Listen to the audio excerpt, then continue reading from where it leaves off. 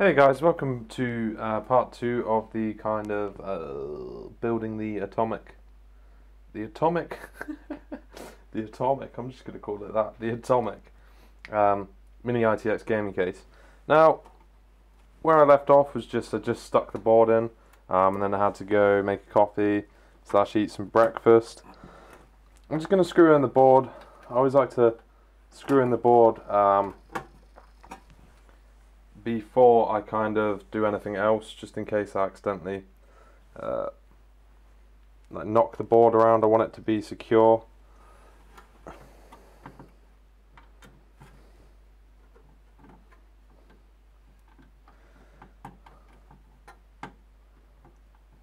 Come on.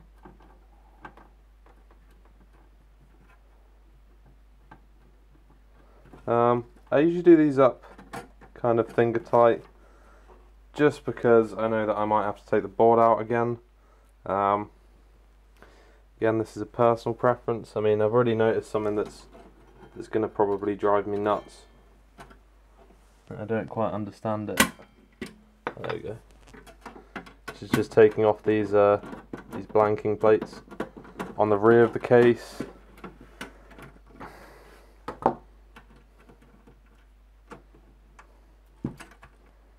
I mean, these are, again, remember to keep everything nice and neat.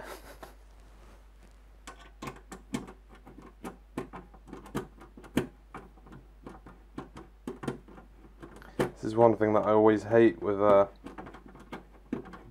building cases, is when you can't use a big screwdriver to do it. Alright. So those are the blanking plates off. I've only put 2 screws on, just while I quickly kind of in my head work out what I want to do. I'm actually just going to plug in these. So we have this nice ribbon cable, is obviously all of our HD cables, our power cables.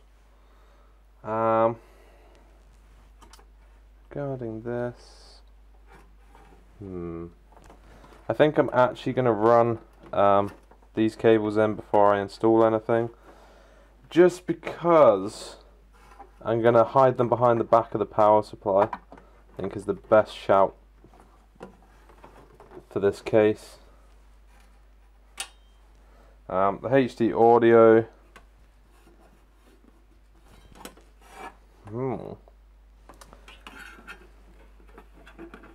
as I'm not using any 3.5s.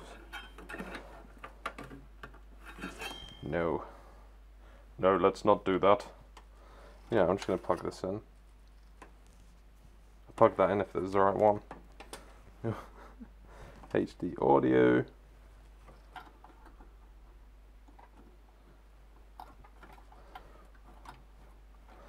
Another thing I always say when I'm building ITX boards, don't be afraid to use the space on the board and run cables kind of across the board.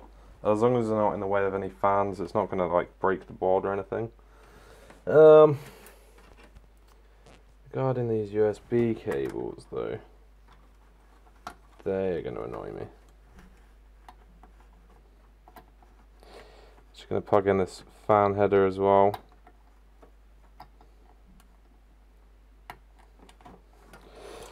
And also this USB. Oddly enough, I don't know why they've gone with, I would have much preferred, especially at the price range, for it to be 2 USB 3 ports. I feel a little bit cheated there, but I'm not going to give it a bad review because of that. So that's all done. I mean, I'm quite confident I can get these in regardless.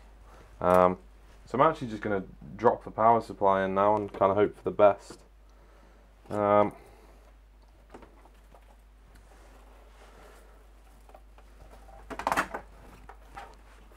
Ooh, she's a big mama. Ooh. And yeah, once again, people wonder why I use such massive power supplies.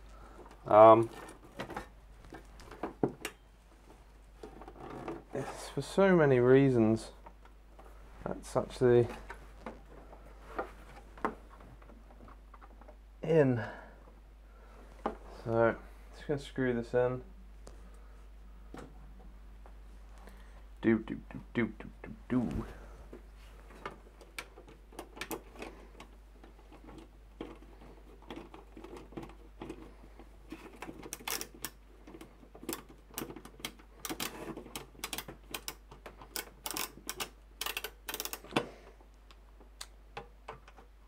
Again, I don't like to do screws in too tight. I do that as kind of a final thing where I'm like going around and I'm checking everything. It's slightly odd, to be honest.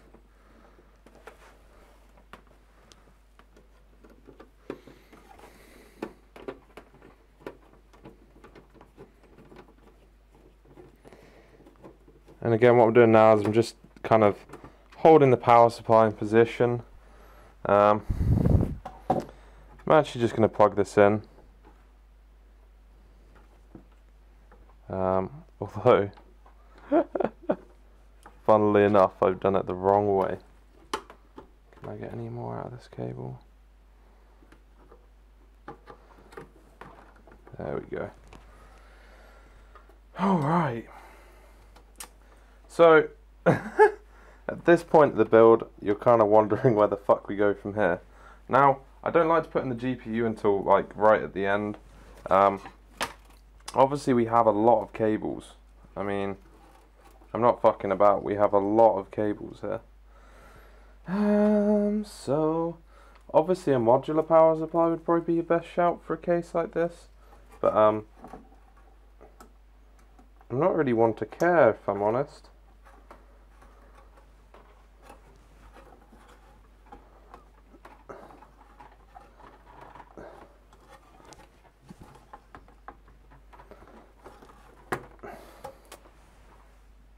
As long as the temperatures are functional, then it's not a big deal for me. I usually just like to plug in the power switch before I fuck around with everything else. Obviously this is different on all boards. It's never the same.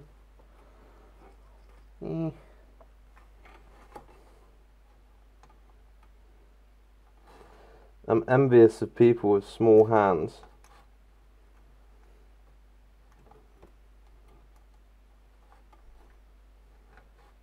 And this is actually one of those reasons why, when I was saying earlier, it's sometimes a good idea to do this outside the case. So I plugged that in anyway. I'm actually just gonna try and route this somewhere, like so. I'd want that to be a bit neater, but it'll do for now. So, moving on. Got the power switch plugged in, and we kind of need to start thinking about what to do with this huge amount of cables, and just assessing how much space we have behind the back of the tray. So, in regards to space, we don't actually have that much around the back. Otherwise I'd hide all the cables, but I can't do that in this case. So I'm actually just going to stuff these here. There's a huge amount of space in the top of the compartment to work with, so I'm going to take advantage of that. I know this might not be the cleanest build, but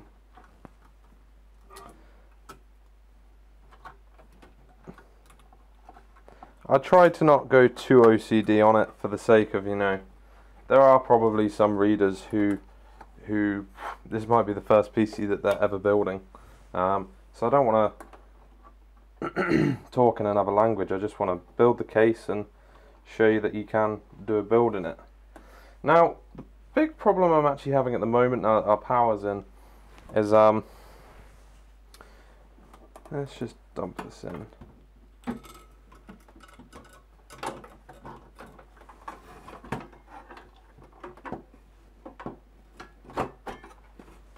So, I'm a big believer in not using stupidly massive cards in cases like this. I mean, I'm quite happy with the performance of this card. However, if you were going for a bigger card, I'd really suggest an SFX power supply, because unless you're running a modular and you're running custom cables, this is going to be really tight to build in.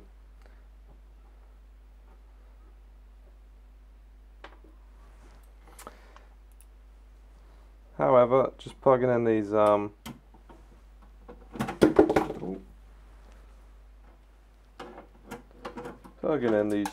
oh no, SFF problem of the day. Just gonna get some tweezers. I can find some. That would bloody happen to me, wouldn't it?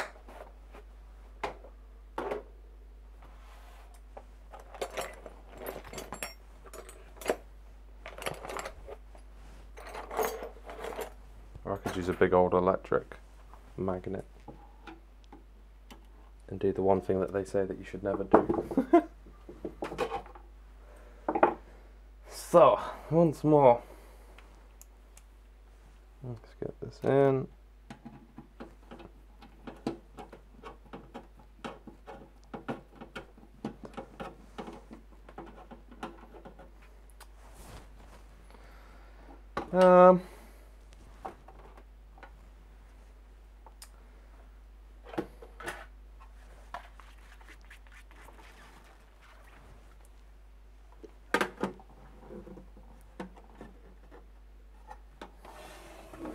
Now I'm just going to install my SSDs.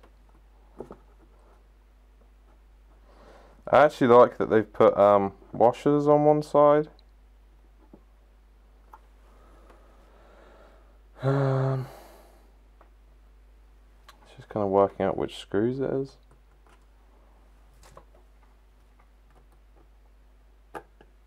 It's times like this, like, I wish that companies would label them for people who might not know, if you know what I mean. I'm just kind of guessing. It doesn't take that much money to label the screws and put them in separate bags.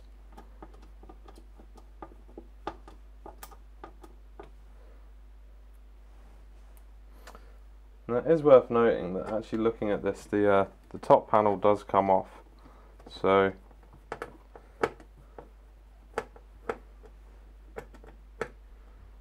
you're ever kind of in doubt,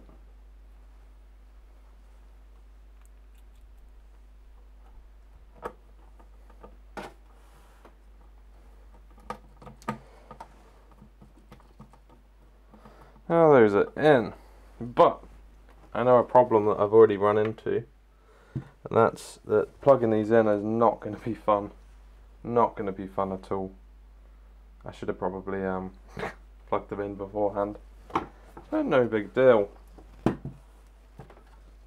We can do this. Do.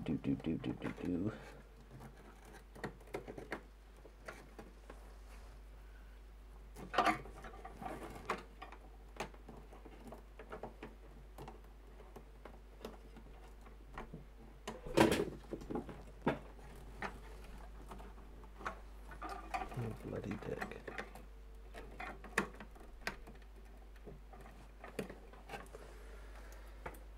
Moments like these, I'm glad that there are such things as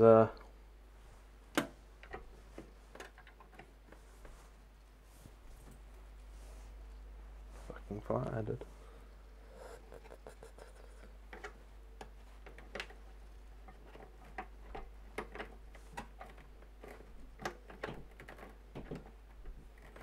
So as you can probably tell, this is really hard to build in terms of placement of the SSDs.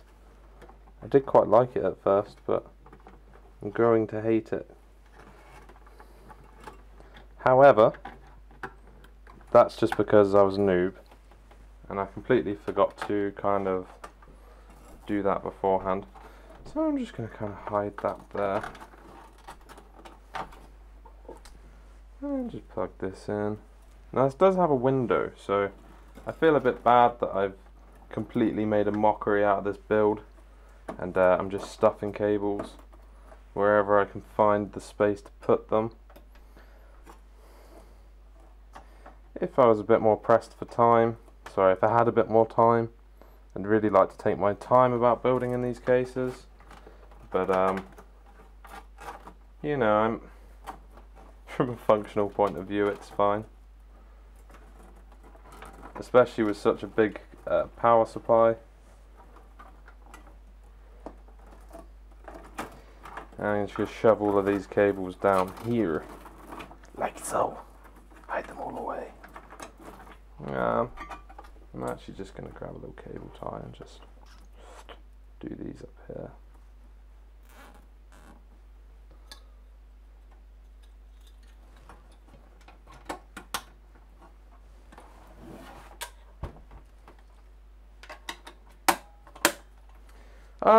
You know, I'm quite happy with that. I think the one thing I would have loved to see is a lot of these cables could have been avoided if there was just some simple routing behind here and they pushed this panel forward a bit. But I can understand why they haven't, because I mean there's this 120mm fan here, which is obviously for the all-in-one cooler. Now if you did have an all-in-one cooler on this, I think that it would be a very tight build, put simply. And lots of forethought would be required. I do. So I'm just going to kind of stuff this in here for now.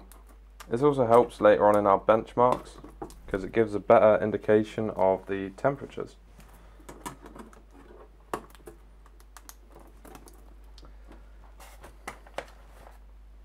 As in, you know, the temperatures are much higher.